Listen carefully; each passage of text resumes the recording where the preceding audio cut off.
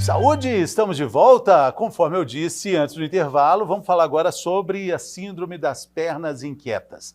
Eu tenho certeza que você já viu alguém com essa situação, talvez você mesma, talvez você mesmo sofra com essa condição. E a gente vai entender mais sobre isso conversando com a médica neurologista, doutora Maria Alice Horta Bicalho, formada pela UFMG, também trabalhou na Universidade Federal de Santa Catarina e é professora do curso de Medicina das Ciências Médicas aqui em Minas Gerais, ou seja, entende do assunto e está aqui conosco. Bem-vinda, tudo bem, doutora? Obrigada, tudo bem. Alegria de receber aqui para falar desse assunto que, antes de você chegar, a gente estava falando sobre nutrição com a doutora Natália, e aí eu falei, você conhece alguém que tem pernas inquietas? Todo mundo conhece alguém, né? É uma condição muito, muito comum, né, doutora? É comum. Em 2 a 3% dos adultos têm síndrome das pernas inquietas, que chega com sintomas que chegam a incomodar e atrapalhar realmente a vida do paciente. Sim. Por que acontece? Então, a fisiopatologia, como que a doença se desenvolve, ainda não está totalmente esclarecido, sabe? Mas a gente tem algumas evidências já de associação, por exemplo, com deficiência de ferro. Então, a deficiência de ferro no organismo leva a uma carência de ferro lá no cérebro, em locais que controlam os movimentos. E isso muitas vezes está associado com esses sintomas. Está associado ainda com algumas outras condições, tem algumas medicações que ativam esses sintomas ou que exacerbam esses sintomas. E também tem evidências de que existe uma alteração no sistema dopaminérgico, que é o neurotransmissor que a gente tem no cérebro, e esse sistema estaria alterado nessa doença. Tem algumas questões emocionais nesse bojo todo? Como consequência dessa síndrome, sim. Os pacientes podem acabar desenvolvendo um transtorno depressivo ou ansioso por causa dos sintomas quando eles são muito graves. E também 40% a 60% dos pacientes têm uma história familiar, né, de outras pessoas na família que têm os mesmos sintomas.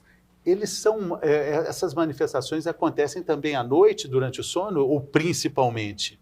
Então, vamos falar sobre os sintomas, né? O que é esses sintomas da síndrome das pernas inquietas? O que acontece? O paciente sente um desconforto nas pernas, um desconforto que é sentido mais profundo, eles falam no osso, no músculo, não é assim superficial na pele. E esse desconforto, ele pode ser relatado pelo paciente como uma coceira, uma dor, às vezes eles falam como dor, um formigamento, mas que leva o paciente a ter um desejo incontrolável de se movimentar. E quando ele se movimenta, alivia parcial ou completamente esses sintomas. Esse movimento, ele é um movimento, a gente está falando das pernas, então nós estamos falando do movimento das pernas. Das pernas. Porque eu fico aqui em pé, assim, eu também tenho às vezes, fica daqui, fica dali, essa parte é normal. Essa parte é normal, então. Muitas vezes, as pessoas acham que quem se movimenta muito, que fica ali batendo perna durante o dia, tem pernas inquietas, mas não é isso. Isso é um diagnóstico diferencial. Às vezes o paciente é mais ansioso, está mais preocupado e está ali movimentando a perna, batendo o pé. Isso não vai ter uma predileção de horário e o paciente às vezes nem vai perceber que está movimentando. Isso denota impaciência, né? Justo. Ele está movimentando ali não para aliviar um desconforto. Entende? Ele muitas vezes não está nem percebendo que está movimentando. Isso não é pernas inquietas. Pernas inquietas, o paciente se movimenta para aliviar esse desconforto, que é sentido de forma profunda, dos joelhos até os calcanhares. Localizado ali. Abaixo dos joelhos nas pernas. Abaixo dos joelhos. Então, não é algo que parece, por mais que pareça involuntário, mas não é, né? Não, o movimento é um desejo incontrolável de se movimentar para aliviar esse desconforto. E esse desconforto, ele acontece quando o paciente está em repouso, então sentado muito tempo ou deitado, e principalmente à noite ou exclusivamente à noite. Aí é que vem a dificuldade, porque é quando o paciente se deita, está em repouso para adormecer, que esses sintomas vêm. E levam o paciente a se movimentar, muitas vezes tem que levantar e caminhar para ter algum alívio desses sintomas. E esse alívio é transitório, então logo esse sintoma volta e o paciente tem que se movimentar novamente. Isso vai causar uma dificuldade de adormecer, que a gente chama de insônia inicial.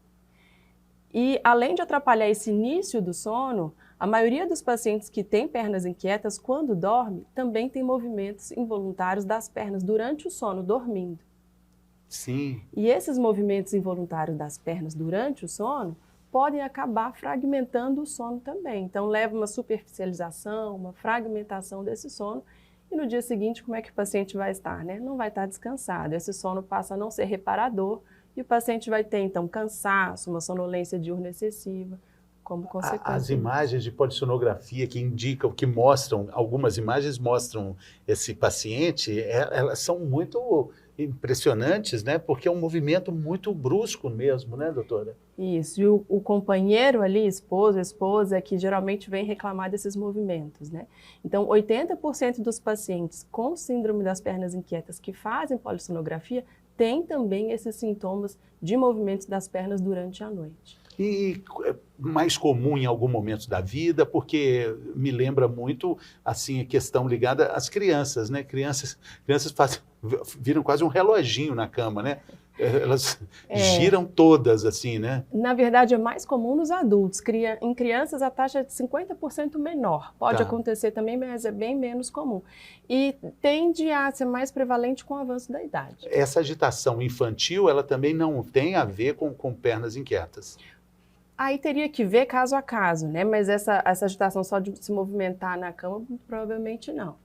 O sintoma, a síndrome das pernas inquietas exige esses critérios clínicos que eu mencionei durante antes. o dia. Durante o dia, ter um desconforto profundo nas pernas, que leva a um desejo incontrolável de se movimentar. Esse movimento alivia os sintomas, e esses sintomas são principalmente em repouso, durante a noite ou exclusivamente à noite. E deve ser muito também confundido com tique, né? Pode ser confundido com tique, pode ser confundido também com crise epiléptica, porque os pacientes à noite, nesses movimentos durante o sono, eles são estereotipados, esses movimentos, sabe? O dedão do pé vai para cima, às vezes flexiona a perna para cima, e isso acontece de forma repetida. Então, tem um movimento que dura ali no máximo 10 segundos, fica 20 a 40 segundos em repouso e depois tem o movimento de novo. Quando isso acontece de forma repetida, pode levar o paciente, o acompanhante, na verdade, ou o médico, a pensar que se trata de uma crise epiléptica. Sim. A senhora falou das deficiências de vitamina, que podem indicar isso. Assim, no caso dessa situação, né, o paciente está dormindo, então não tem nenhum estímulo externo para que ele faça isso, né? Mas na vida de todo dia, quando ele está sentado ali, esse componente emocional deve atrapalhar bastante também, né? Então, você falou sobre vitaminas, na verdade a relação é mais com deficiência de ferro, exclusivamente, Sim, tá? nutrientes. Mas de ferro. De ferro. Especificamente de ferro. Especificamente ferro. Ele vai fazer o exame de sangue, vai ter essa deficiência. Essa dosagem. Tá. Tanto que os pacientes que têm a síndrome das pernas inquietas têm indicação de dosar esse ferro e ferritina, e se tiver baixo, tem indicação de repor. Porque é muito difícil que você consiga o controle com outros medicamentos quando não repõe essa deficiência de ferro. Interessante, olha, síndrome das pernas inquietas tem ligação direta com a deficiência de ferro, né? Isso. Não é vitamina, é só o ferro, né? O ferro. Mas, então, quando chega ali no ambiente externo, no ambiente do trabalho, ele já sabendo dessa condição, a situação emocional pode agravar também. Na verdade, o principal fator que desencadeia o sintoma é o repouso. E então, essa situação emocional vai acabar sendo consequência de uma tensão, de uma ansiedade gerada por essa inquietude. Falo numa reunião. Justamente, né? Principalmente se for uma programação mais noturna, né? Então, o paciente que vai assistir um teatro à noite, que vai sair para jantar e fica em repouso sentado mais tempo, à noite, pode acabar tendo essa necessidade de se movimentar, isso atrapalhar a questão social e trazer, então, essa ansiedade.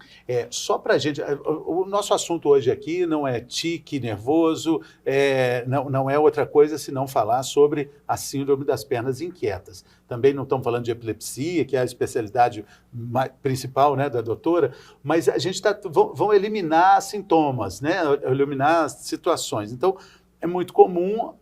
Acho que a nossa telespectadora vendo a gente, nosso telespectador pode estar pensando, será que eu fico com essa agonia de mexer com as pernas? Então a gente já falou sobre isso.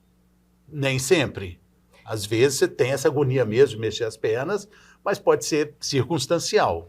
Pode ser circunstancial. Aí o médico vai conseguir ver se preenche esses critérios clínicos. E tem alguns diagnósticos diferenciais também. Então, a gente mencionou, né, essa inquietude do paciente que está mais ansioso, que fica movimentando as pernas sem perceber. Isso não é pernas inquietas. Tem algumas outras coisas que podem confundir. Por exemplo, uma dor nas pernas por um problema vascular ou por um problema de uma compressão radicular de raiz de nervo durante a noite, pode gerar algum sintoma que confunde. Ou tem uma outra situação que chama acatisia, que é uma inquietação que o paciente tem, geralmente relacionada a um tipo específico de medicação, que vem como efeito colateral de uma medicação de antipsicóticos. E aí o paciente tem uma inquietação, mas aí é geral. E ele precisa se movimentar, só que o movimento não alivia.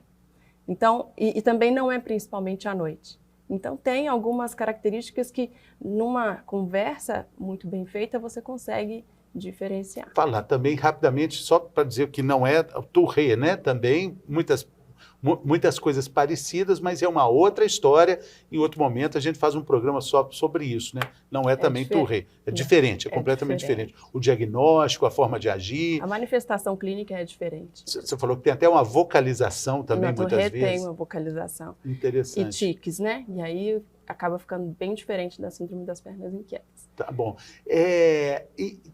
Algumas outras doenças neurológicas também têm movimentos, né? Por exemplo, o Parkinson. Também é outra história também, né, doutora? Inclusive, existem alguns estudos que mostram que os pacientes com Parkinson podem ter essa inquietação nas pernas também, sabe?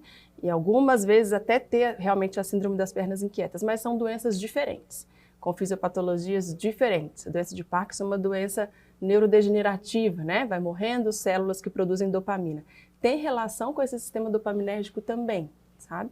Mas é diferente. E a síndrome das pernas inquietas tem relação com esse sistema dopaminérgico, como eu falei. Eu falo isso porque a medicação, o tratamento vai ser com drogas, muitas vezes, que aumentam a dopamina. E aí o paciente tem um alívio desses sintomas. Ah, tá. E com relação à gravidez, tem... Nas mulheres grávidas, na verdade, 1/4 das mulheres grávidas vão ter sintomas de síndrome das pernas inquietas. E aí a gente tem alguma dificuldade de tratar com medicação, né? Por não ter estudos que mostram que essas medicações são seguras na gravidez. E aí o paciente vai repor o ferro, se tiver realmente essa carência, e lançar a mão de outras coisas que podem ajudar a aliviar os sintomas, tipo bolsa de água quente na perna, massagem na perna, esses sintomas táteis de friccionar a perna ajudam a aliviar. Muitas vezes alguma atividade que exija uma atenção da mente, tipo fazer palavras cruzadas, isso acaba atenuando o sintoma das pernas. Então tem algumas dicas assim. Para quem tem sintomas mais leves, pode ser o suficiente. E a gente estava falando também dos remédios. Esse tratamento é de uso contínuo, ele vai controlar a doença, vai resolver o problema? Então, a história natural da doença, às vezes, vai cursar com sintomas que num período ficam muito evidentes, em outro período ficam mais calmos. Então, não necessariamente o paciente vai ter que tomar medicação para o resto da vida. De 30% a 60% dos casos até remite esses sintomas. Isso vai depender um pouco do quadro. Quando são sintomas mais graves, acaba tendo que fazer tratamento medicamentoso mais tempo mesmo. Mas, para aqueles pacientes que têm esses sintomas com pouca frequência, menos de 2 vezes na semana, às vezes você lança mão de medicamentos que agem só naquele dia. Então, o paciente toma medicação só naquele dia que está com mais sintomas. E surpreendentemente é mais um... Surpreendentemente não, infelizmente é mais um problema que atinge a qualidade do sono, né? A gente tem percebido aqui no nosso Saúde e Bem-Estar, no canal Viver Brasil, que o sono tem tomado uma importância, tem atualmente, né, várias especialidades médicas, para não dizer quase todas, estão olhando de um jeito muito especial para o sono, mais ou menos o que aconteceu com o intestino há algum tempo atrás. Sim. Assim, tipo, sem sono não é possível fazer nada. Felizmente, né? Estamos tendo um olhar... para vocês neurologistas, né, que sempre estudaram isso, né? Então, felizmente, tem muito mais profissionais dando uma atenção especial ao sono, porque realmente é muito importante para a saúde como um todo, né? Então, esses pacientes que têm as pernas inquietas, que vão ter uma dificuldade de adormecer e uma dificuldade de consolidar esse sono, porque ele fica fragmentado, podem ter essa sonolência excessiva ao longo do dia, e essa privação crônica de sono vai gerar consequências para a saúde como um todo, do tipo aumentar a pressão arterial, aumentar o apetite, com isso levar à obesidade, transtorno depressivo, dificuldade de memória, de atenção.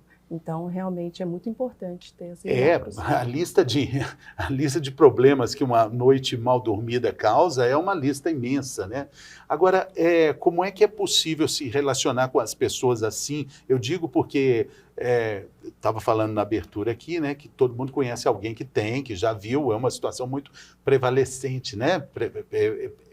Prevalente, aliás, prevalente. Uma situação prevalente.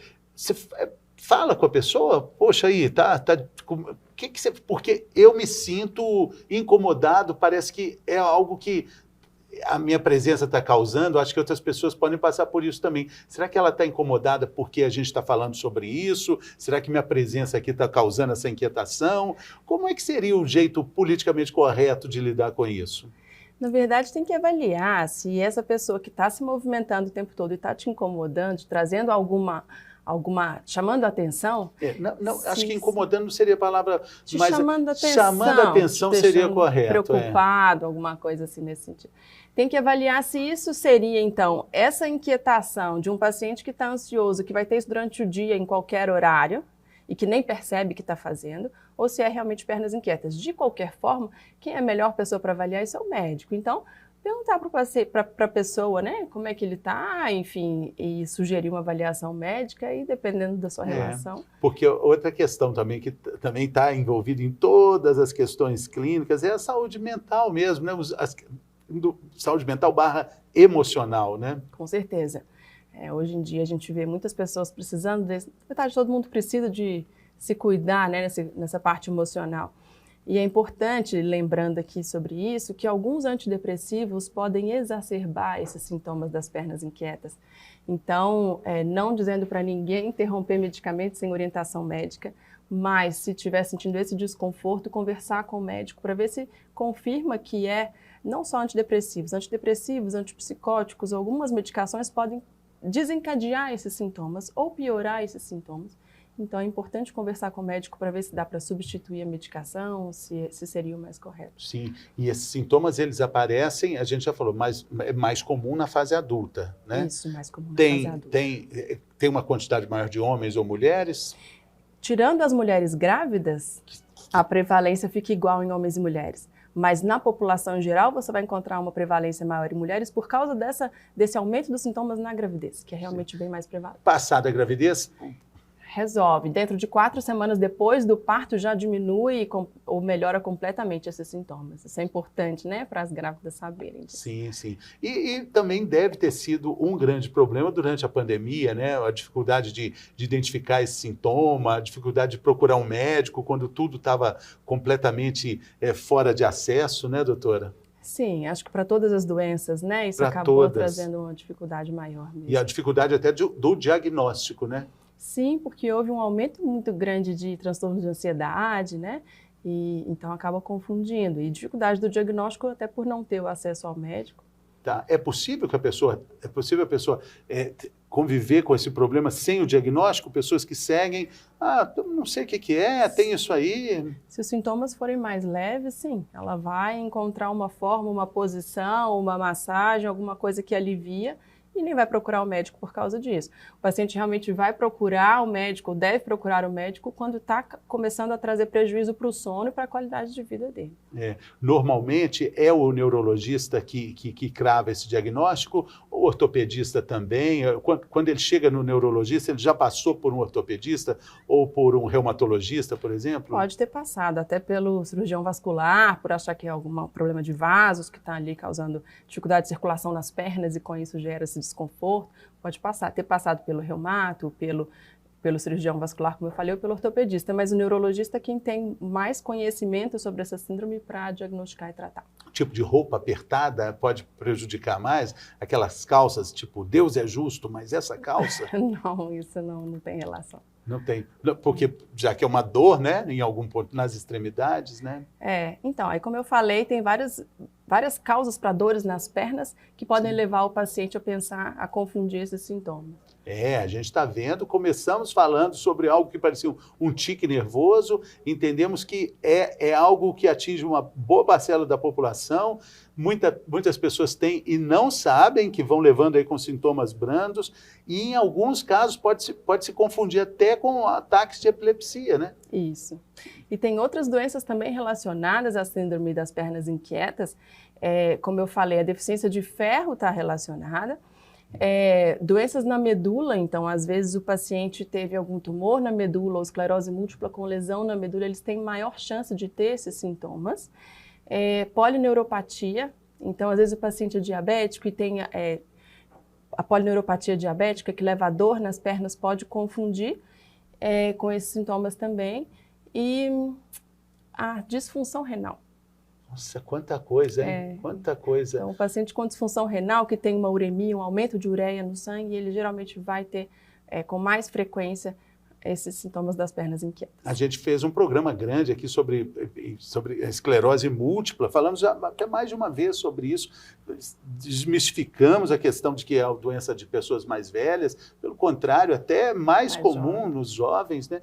E ela acaba também podendo ser uma manifestação, as pernas inquietas, em alguns casos, da esclerose múltipla? Esclerose múltipla com lesão na medula, sim. Aí tem maior chance de ter esses sintomas das pernas inquietas. Não só a esclerose múltipla, como eu falei, mas um trauma na medula, um tumor na medula, ou até mesmo raquianestesia, né? Procedimentos que na medula podem acabar desencadeando esses sintomas. E é diferente de um espasmo. É diferente de um espasmo. Então, outro diagnóstico diferencial é com câimbras noturnas, né? Aquele paciente que tem câimbras à noite, né? E tem essas contrações musculares que geralmente são bem dolorosas, mas com uma anamnese bem feita, a anamnese é uma conversa que a gente tem com o paciente, né? Você consegue fazer esse diferencial. O diagnóstico é feito também com a polissonografia? O diagnóstico ele é clínico, ele é feito com uma boa conversa com o paciente e um exame físico. O exame físico, na maioria das vezes, vai estar normal e você faz o diagnóstico com esses critérios clínicos. Na maioria dos pacientes, você vai precisar, na verdade, para todos os pacientes, dosar o ferro e a ferritina, por causa dessa associação tão consistente.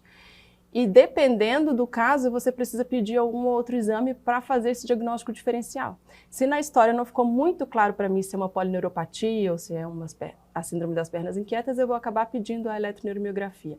A polissonografia eu vou pedir quando tem esse relato de movimentos das pernas à noite, muito frequentes, para eu ver o quanto que esses movimentos estão fragmentando o sono. Ah, tá. Eu achei que você ia ver o vídeo. Também, porque né? a polissono, claro, com o vídeo é sempre muito melhor, a gente vê o movimento acontecendo, consegue fazer diagnóstico diferencial se ele é uma crise epiléptica ou não, né? E consegue ver, porque ele é estereotipado, ele é bem conhecido, a forma desse movimento. Então, vendo o movimento fica mais fácil. Você falou que é um movimento que normalmente você, olhando, você não vai conseguir fazer, né? Estica um dedão para cá, passa os outros para o lado. Na verdade, dedão do pé para cima ou flexão da perna e do pé para cima. Sei. A pessoa acha que ela nunca soube fazer isso, né? E quando tem a perna inquieta, faz. Faz. E faz dormindo, né? E faz dormindo. Pois é. Então é isso. É um alerta, porque isso, de certa forma, olha quantas coisas podem estar relacionadas a isso, né? Acho que o principal ponto de alerta, de atenção, é no exame, no hemograma ali, que tem... Normalmente, a gente tem essa dosagem no check-up que a gente deve fazer. No exame de sangue você vai conseguir ver a dosagem de ferro. Nem sempre esse paciente vai ter anemia. Que você falou do hemograma, no hemograma a gente consegue ver se ele tem anemia. E muitas vezes a deficiência de ferro vai causar anemia. Mas esses pacientes, mesmo sem anemia, com deficiência de ferro, vão ter a síndrome das pernas inquietas. Mas com exames de sangue a gente consegue avaliar isso. Tá bom. E também vai ter que comer feijão, brócolis, né? Tudo que tem. Carne também, né? Sim, carnes vermelhas, tem que dar uma boa olhada na alimentação. E, claro, para os pacientes que a gente vê que tem deficiência de ferro, tem que investigar a causa, né? Será que é só uma nutrição que não está adequada? Ou será que esse paciente tem algum problema que não está absorvendo esse ferro? Ou será que esse paciente está perdendo sangue e a gente não está vendo, sangrando de alguma parte? Então, realmente tem que fazer uma investigação. Puxa, doutora, quero te agradecer enormemente. Doutora Maria Alice Horta Bicalho. Começamos falando sobre essa questão das pernas inquietas como se fosse algo mais simples do que a gente achava que seria algo mais simples. Fomos entendendo que tem ligações muito sérias com outras questões importantes, então é algo que precisa ser investigado. Tem muitas pessoas que têm e ainda não foram diagnosticadas, né? Isso. Muito obrigado. Boa sorte, sucesso. Obrigada, No prazer trabalho, foi meu. na jornada. Muito obrigado também pela sua companhia. A gente fica por aqui, mas sempre volta por aqui. Nosso WhatsApp para você mandar mensagens e dizer o que você está achando, sugestões de pautas, temas, enfim, 997915990. Até a próxima. Saúde!